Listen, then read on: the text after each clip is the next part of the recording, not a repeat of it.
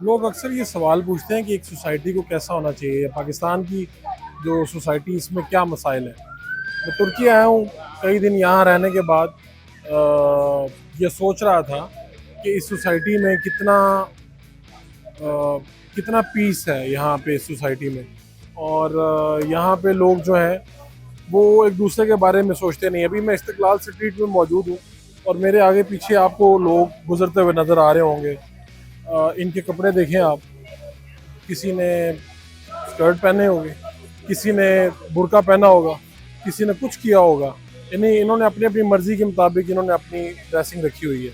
लेकिन यहाँ पे कोई किसी को जज नहीं करता, कोई किसी के बारे में नहीं सोचता कि अगर इसने कपड़े ज़्यादा या कम पहने हैं तो इसकी पर्सनैलिटी कैसी हो सकती है, इसकी शख्सियत जो है वो अच्छी है या बुरी है। लेकिन हमारी सोसाइटी कहीं ना कहीं इसके ऊपर बात कर रही होती है, कहीं ना कहीं ये सोच रही होती है कि अगर इसने बुर्का पहना है तो ये एक शरीफ औरत होगी, अगर इसने नहीं पहना तो हो सकता है कि इसमें कोई मसला हो। एक चीज़ जो मैंने बड़ी नोट की वो ये थी कि मैं एक दिन के टूर पे गया, तो हम एक बस में थे, करीबन 12 घंटे या 8 से 12 घंटे हम रहे। तो एक डिसेबल बच्चा था, यानी 17-18 साल का होगा, जिसे उसकी फैमिली टूर पे साथ लेके जा रही थी। अच्छा, सिर्फ ये एक मिसाल नहीं है, यहाँ पे कई मिसालें मुझे देखने में आई हैं।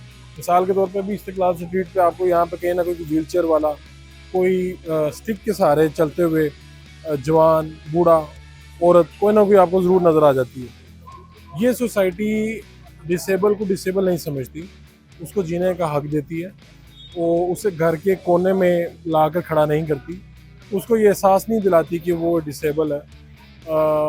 उसको हमने जो बनाया हुआ है ना, एक हम उसमें ले गए हैं, एक कॉर्नर में ले गए हैं जो डिसेबल है उसे। यहाँ का डिसेबल भी बड़ा डिफरेंट है। यहाँ पर आपको वो पैसा मांगता नज़र नहीं आएगा, कुछ चीज़ बेचता नज़र आएगा। अभी मेरे मेरे लेफ्ट से एक बंदा गुजरने वाला है, कैमरा दिखाएगा आपको कि वो अपनी चीज़ें सेल कर रहा है।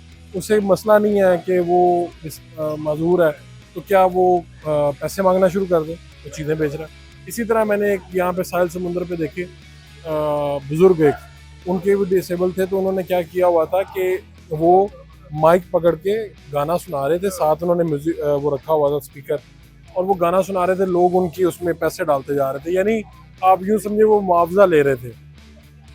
एक इधर मुझे अभी इसी स्ट्रीट के शुरू में इत्तेफाक हुआ बंदे को देखने का, तो उसने वेट मशीन रखी हुई थी साथ, यानी साइड पे वेट मशीन रखी हुई थी और वो व्हील चेयर पे बैठ के पैसे वहाँ से वो लोग वेट चेक करते थे और पैसे दे देते थे। ओवरऑल सोसाइटी ऐसी ही होनी चाहिए। यानी इन लोगों के भी मसाइल होंगे, बेशुमार मसाइल होंगे, ये भी अपनी हुकूमतों से नाखुश होंगे। इनकी सोसाइटी में बेशुमार मसले हो सकते हैं, लेकिन कम अज़ कम ये किसी के सोचने पे इस तरह से पाबंदी नहीं लगाते। कम अज़ कम ये किसी के कपड़े, किसी के चाल चलन, किसी की मजदूरी को खातिर में नहीं लाते। एक फ्री सोसाइटी की तरह सोचते हैं, फ्री सोसाइटी की तरह घूमते हैं फिरते हैं, कोई टेंशन नहीं। यहाँ पे आज़ादी है। यहाँ पे जो लड़का जो मौज़िन अज़ान देता है, मौज़िन जो है उसकी आवाज़ भी बहुत प्यारी है, खूबसूरत है। जब यहाँ पे अज़ान हम सुनते हैं तो बड़ा एक अच्छा लगता है कि रूहानी सी कैफियत होती है। यहाँ पे बार्स भी हैं, यहाँ पे कैफ़ेज़ भी हैं, यहाँ पे क्लब्स भी हैं, पब्स भी हैं, लोग आते हैं, उधर भी जाते हैं।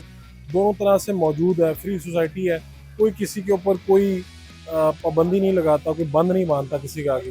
किसी का दिल करे तो वो जाके कोई ड्रिंक ले ले, किसी का दिल करे तो वो मस्जिद में चला जाए, हर तरह से मौजूद है। तो लोग पूछते हैं कैसी सोसाइटी होनी चाहिए, तो मैं कहता हूँ कि कम अज़ कम हम बहुत ऊपर ना जाएं, तो कम अज़ कम इस हद तक तो हम सोसाइटी हो सकते हैं कि जहाँ पर हम एक दूसरे को बर्दाश्त कर सकें, हम दूसरे के नज़रियात को, पसंद नापसंद को और उनकी जिस्मानी माजूरियों को कबूल करें। बहुत शुक्रिया।